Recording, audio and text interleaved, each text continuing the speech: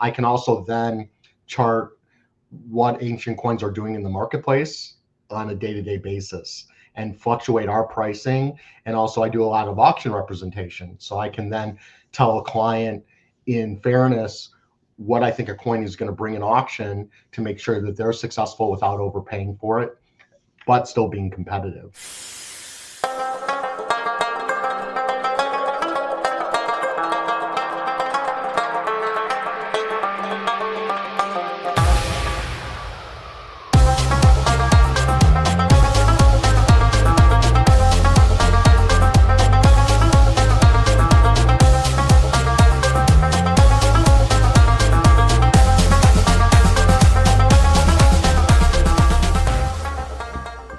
So Yeah, well, that just must be, I suppose, even I didn't really think about that, but I suppose in ancient coins, it's almost more important, the technology aspect of it for what you do, being able to, like you say, outsource, let alone find references and whatnot. I mean, I'm sure the computer brought made it, twice as easy, if not more than that, huh? yeah, I mean, we're all a lot smarter. Everything's very transparent these days because you can look up, see what somebody paid for something or what something sold for within the last 10 years, even 20 Yeah. years. Okay. Because there's websites like Coin Archives is one, and AC Search is another one. Coin Archives is kind of the gold standard. It's very expensive though. It's about $600 a year, but it gives you every single auction worldwide for ancient and world coins going back to the year 2000. Wow. So that's over 20 years of auction catalogs and references. So you can literally piggyback off of cataloging from another company or 10 different companies to write up a coin. AC Search is, I believe, $125 a year. It's a lot cheaper. It's not as thorough. I don't like it as much, but it's still damn good. And so you can use that to not only catalog coins, but you can without having a library. I mean, you don't want to always take the very first reference you get. You want to take like maybe a 3 or 4. bunch, unless it's really rare. So because somebody can make a mistake and then you're just copying the same mistake over and over and over again. Sure. But you can find pedigrees as well, which in ancient coins is extremely important. So I might, when I go to buy a coin, I may look it up because a dealer will tell me, oh, this hasn't been on the market. And then I do a quick search and I say, well, it just sold in December. And they're like, oh, yeah, I guess it did. Sure. So everything's really transparent. And then I can say, well, this is what it brought in December. And the same coin came up 3 years earlier and it brought this. And the same coin came up 5 years earlier and it brought this. And so I can also then chart what ancient coins are doing in the marketplace on a day-to-day basis and fluctuate our pricing. And also I do a lot of auction representation. So I can then tell a client in fairness what I think a coin is going to bring in auction to make sure that they're successful without overpaying for it, but still being competitive. And so I basically somebody will say, I want to bid on this coin. What do you think our bid will, what kind of bid will we need?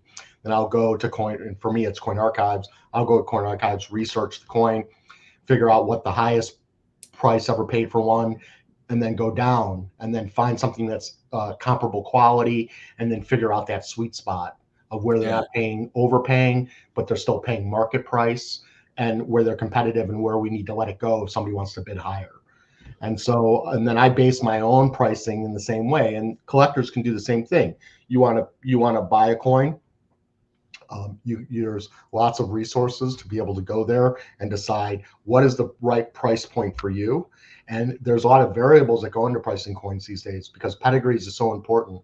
If your listeners don't know, anything before 1970 for ancient coins, extremely important. That's part of the UNESCO treaty that was signed in 1971, which says that no institution or museum can buy an item that isn't proven to be out of the source country or out of the ground after 1970. So if it's before 1970 and they have a pedigree for it showing ownership, it was in a catalog, or they have physical proof that it was out of the ground and out of that source country before 1970, museums can buy it. and institutions can buy it, but more importantly, it means that it has no legality issues with that coin. Not that there is, but people will pay a premium now because they can now donate that coin to a museum if they want to down the road.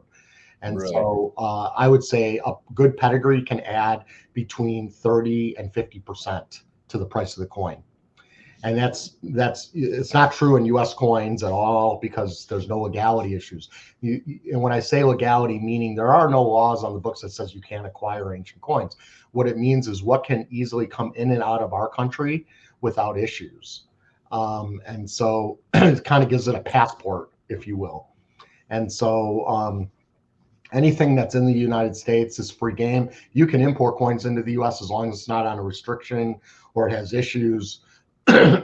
Or it doesn't have the proper pedigree or whatever the case might be. I buy coins in Europe all the time and have them brought in.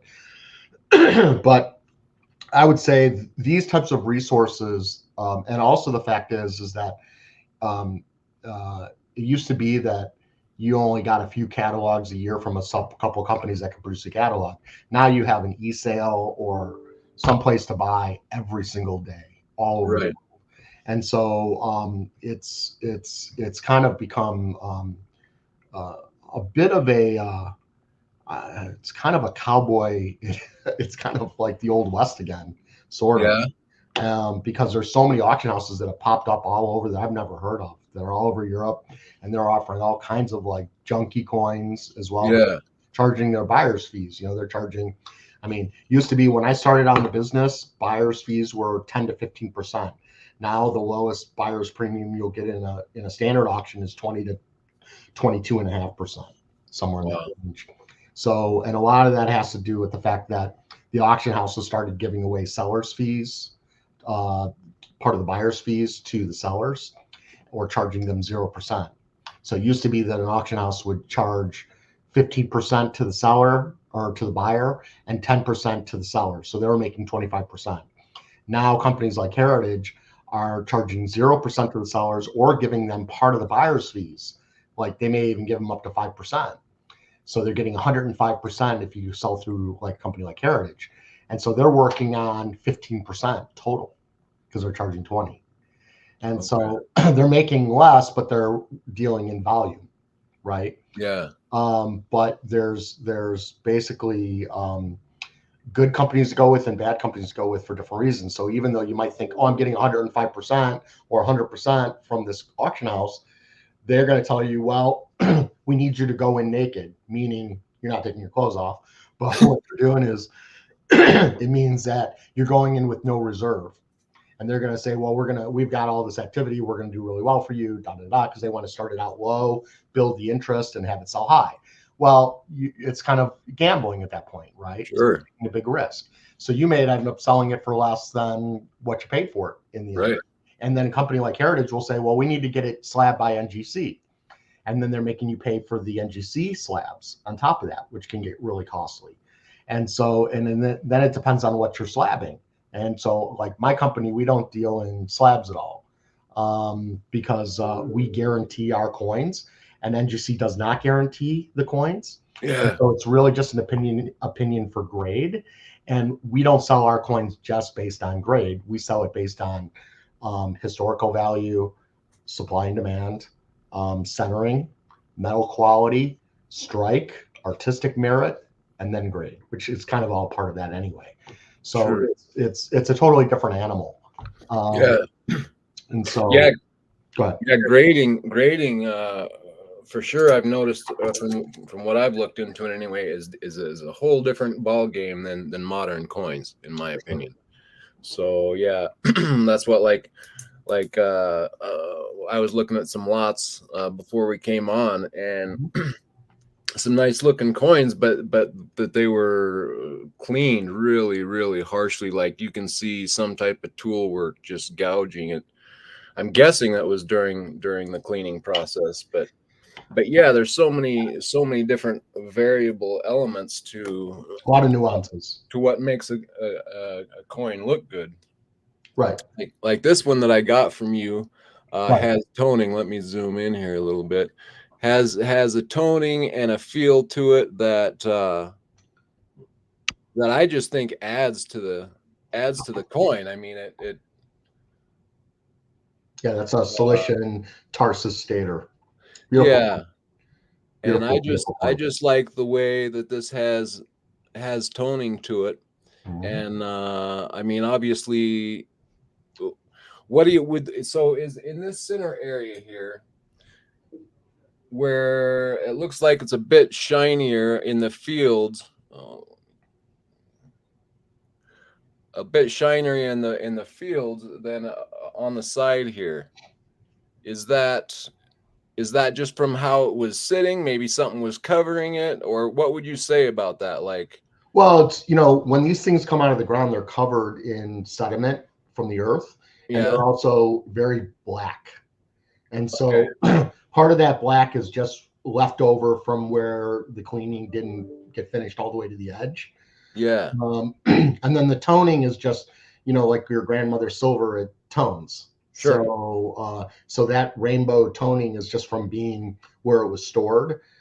It's usually from being left in a safe deposit box or a wood tray where the gases get into the silver and actually give it vibrant colors. It's more important in U.S. coins than it is in ancients, but people like to see toning on ancients because it shows it's been out of the ground a while. One time we actually had a client that we built a collection for, and he put it all on display at the Cincinnati Museum of Art, and they had them in wood trays for about 12 to 15 years, rainbow toning over all the coins. okay. And it was beautiful. I bet. Amazing. So, so, like on the, I'm sorry to interrupt you, Aaron. yeah, you're fine. So this right on the top of the mouse's back. Yeah. You might not be able to see, but there's kind of a little black line. Yeah. And so that's kind of some of the dark toning that just. Yep. It's also a low point. It's in the crevice of the die, where the coin was struck. And so it just isn't cleaned out as much. That's all. Okay. Yeah. But honestly, that just adds to the depth of the coin. Yeah. And so that's actually a positive. Yeah, no, I liked it. I'm just kind of wondering to. Yeah, the problem with slabbing ancients with NGC, and people always think I don't like it. It's not that I don't like it. I just don't like seeing people overpay for the slab because it's just an opinion. And for instance, I was just looking at the Goldberg sale for a client on a coin, and he asked me what I thought the grade was, and they were grading it EF, and I said I think it's more VF plus, and he said, yeah, that's what I think. But ultimately, in the end, the grade doesn't matter because we're looking at the centering of the coin, the rarity of the coin, and the quality of the coin. And I'm not going to pay more because they call it EF or I call it VF. I'm basing it on completely a different set of factors. And also, I have a rarity scale and also a grading scale in my head that might be different from somebody else's. It's just from experience. And so why am I going to pay more for a grade based on what one company says it is? Right. It doesn't make sense. And also, slabbing ancient coins is a new phenomenon relatively in comparison to U.S. coins. And U.S. coins, it's completely bought in, meaning that the whole industry is bought in to slabbing high-end U.S. coins. In ancient coins, only maybe 20 to 30% of the market is slabbed. The rest is raw. And in Europe, most of the companies do not sell slabbed ancient coins. The only time they'll put a slabbed ancient coin in one of their sales is if it has an NGC star, because they know that's the idiots that like buying starred ancient coins are going to pay too much for the coin. And so it's to their benefit to leave those in the holders and sell them that way. But you're basically taking a U.S. system made for U.S. coins, and you're trying to bottle it into an ancient system. And the difference is there's two major differences. One is you don't have any competition for NGC. So NGC is the only company that actually grades ancient coins. PCGS does not. ANA does, but no one respects them. They make a ton of mistakes. And I can tell you horror stories about that. So, and the other thing is they don't guarantee the plastic. NGC guarantees the authenticity on every single area that they slab except ancient coins. Yeah. So that's a little and I've talked to them about that. Like, well, why don't you guys self-insure for up to 25,000? They don't want to. And so it kind of, they're very good numismatists over there. They don't make a ton of mistakes, but they do make mistakes. And Sure. so they're trying to cover their own, their own bottom line, Yeah. but they have no skin in the game, So if they slab a coin and they undergrade it, it hurts the dealer that sold it, right? Yeah. Or the collector that bought it Right. raw and then slabbed it, right? Yep. If they, so they're not, and they're still taking their fees. If for instance they make a mistake and they call something fake or they say undetermined, that kills the sale for the dealer or the collector that owns that coin. Right. Like, oh, nobody's going to want it now. Right. So, and I've seen auction houses lose tens of thousands of dollars that happening. Wow. And so, so if NGC makes a mistake, there's no recourse. Yeah. Right.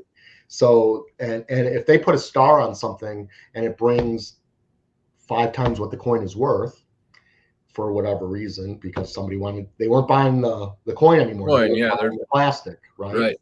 Well, NGC is a for-profit company. So what's going to happen is that everybody who saw that is going to say, well, I have one. And they're going to submit it to NGC. Well, that's that many more submissions. Right. And then they're all going to give it to Heritage because Heritage is the one that sold it for that. Right. Company. Yep. And so it's going to give Heritage a ton of auction representation. But I can guarantee you'll probably be in the 1 or 2% chance of getting that same result. Yeah. And so to me, it's kind of a racket. And so that's kind of the problem. That's why, I mean, I'm excited to be working with you. And since I've got in, I've been kind of watching that with the slabbing. And I mean, it's exciting for me because I think I can find coins that, like you say, for me, an artistic value, at least to the coin that to me is much more beautiful. Whether they market, problematic for what reason they might market.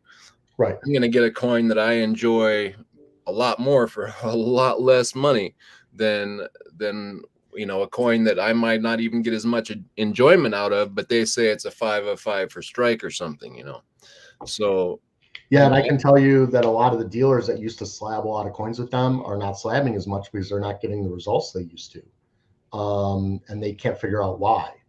And so, and that's why I would never slab coins. I don't mind slabbing cheap coins, that like I'll slab like Widows, like Pontius Pilate coins, but I won't have them grade them. I'll just have them holder them because it's a nice starter coin for somebody and they want that warm and fuzzy feeling of a box by NBC. And so, I don't mind doing that but I'm not going to live and die based on how they grade a coin. Yeah. That just doesn't make sense for me.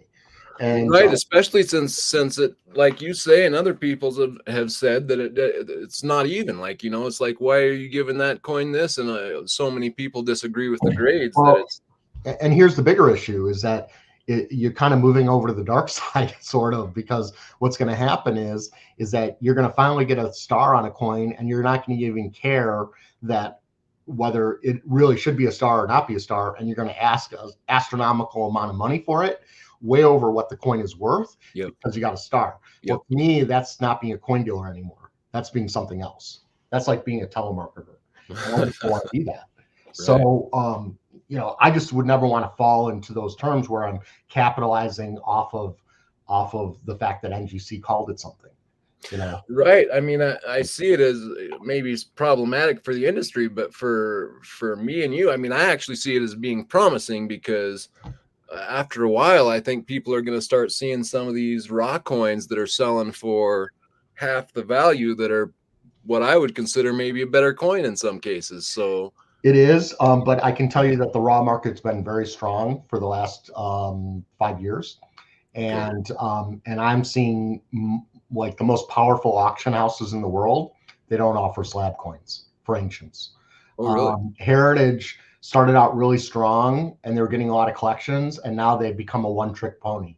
And so if you go to like the last New York sale, and I do a podcast on ancient coins, and if you look at the last podcast I did a synopsis of this, and that is, if you look at the top stacks and heritage sales, the last couple of sales, you'll see only gold and silver, hardly any bronze, and that is because most bronze coins are smoothed or tooled when they were cleaned.